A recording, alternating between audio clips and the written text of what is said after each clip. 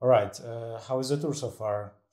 Tour is great so far. I feel like for our band, it takes a few shows to like kind of get in the swing of things. I feel like we're finally locked in, so it's been good. Yeah. Best show so far? Best show so far. I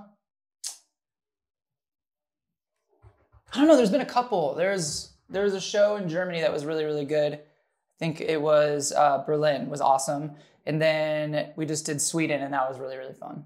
Okay. Yeah. You know, your new album, Complete Collapse, is really, for me, it's like single album, let's say, because there's a lot of, you know, bangers, probably. I think probably all of these songs could be the singles itself. Oh, wow. Thank you. And I'm curious if that was your idea for this record. I think that, yeah, I mean, ultimately, when you go to make a record, you hope that people like the whole album. And for us, I think just being home during COVID for 2 years gave us a lot of time to really come up with some cool songs and to like it gave us some space to relax and to kind of like separate ourselves from being on the road, and then brought us back to like full energy making the record. So I think that helped a lot. Okay, there's a lot of collaborations on your album. And, you know, once again, if that was your idea to make this record, or, you know, maybe it just felt like some natural way, or like, okay, this musician, this vocalist could really fit to this one particular song, and let's take her on this track. Yeah, I think that our band doesn't do a lot of feature stuff on our records. I think like the last album that had a bunch of features on it was our Feel album, and I think that this time around, it just felt cool to like have some people come in and do some stuff. And, you know, like Spencer from Under Oath is a really good friend of ours. And so working with him was awesome. And then it just kind of trickled out from there. Like Charlotte Sands is a homie of ours, and Royal and the Serpent and stuff. Okay. Yeah. What's your dream collaboration? My dream collaboration, man. Probably Simon Neil from Biffy Clyro would be like a number one for me. Yeah. And great band. Yeah, thank you. And then I also think it would be cool to Chino from the Deftones would be cool. Okay. Yeah. And please tell me, are we living in a good times for the rock bands, or maybe it was better like some years ago? How is it now? I think that we're living in a great time for rock bands. I think that people want to come and express themselves. And, you know, what I've noticed from playing shows after COVID is that there's a lot of energy, and I feel like people get to come to concerts and let out their frustration or, you know, happiness or anger or whatever it is. So I think it's a great time for rock music for that purpose. And yeah, I'm excited to see where it goes next. Okay. I see that, you know, that people are just hungry after this COVID thing, like to come for the shows of their favorite bands. So. Yeah. Okay.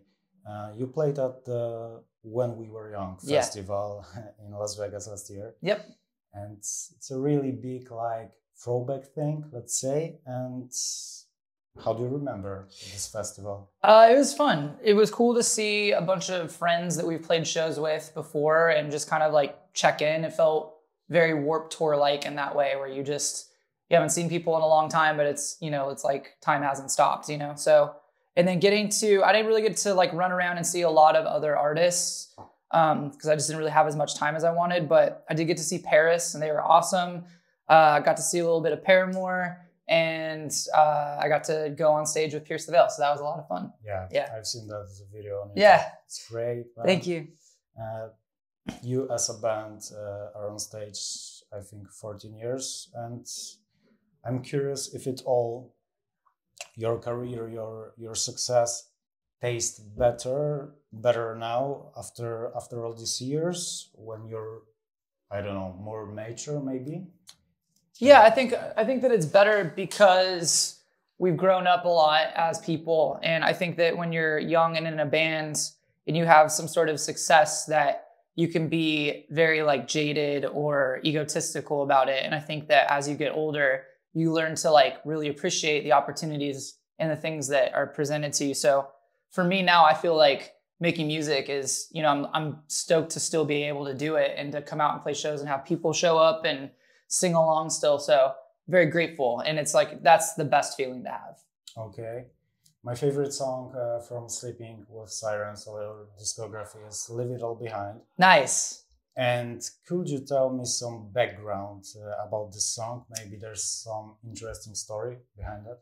Yeah. So this song, Leave It All Behind, started with a guitar riff, and it was just kind of like the heavy beginning of it, like the radio sound before it kicks in the pow, you know? And then I thought it'd be cool to drop out into like a very atmospheric kind of chorus and then go back into the heavy again. And I think like it leaves a moment of just like an incredible sing-along. Like every time we play that song live and just hold the mic out and everyone sings the words, it's so awesome. Right. So I like the dichotomy of like the heavy and like really pretty lyrics and vocals. Yeah, the live video from UK. Yeah. You saw it and it's great. Thank you. Be honest.